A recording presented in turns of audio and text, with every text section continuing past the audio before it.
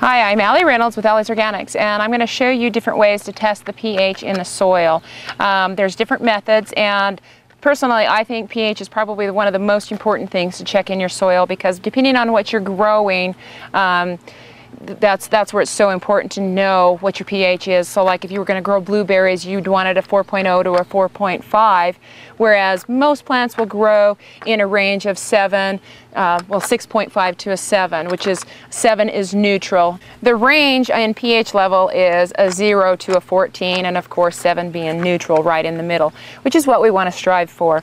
There's several different little methods that we could do. There's a little in-home kit that's really simple. It's just sometimes there's just a little pill inside of a little vial, and you're just adding some soil to a certain level and then adding some water, and I like to use distilled water for these. And then you just take it and you measure along your pH level to see what color it matches, and then that gives you a good range.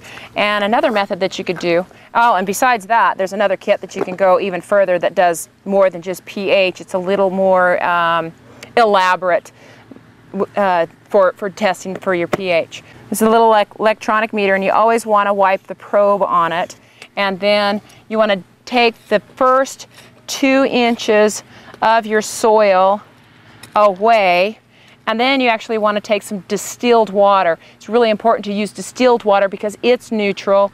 If you're adding just regular tap water to it, it'll mess with the pH, so you want to make sure you use the distilled. So you just want to take that and basically just soak that area we're going to be sticking the probe. Muddy is just fine. And then we kind of want to rinse this off too, your probe, with the distilled water.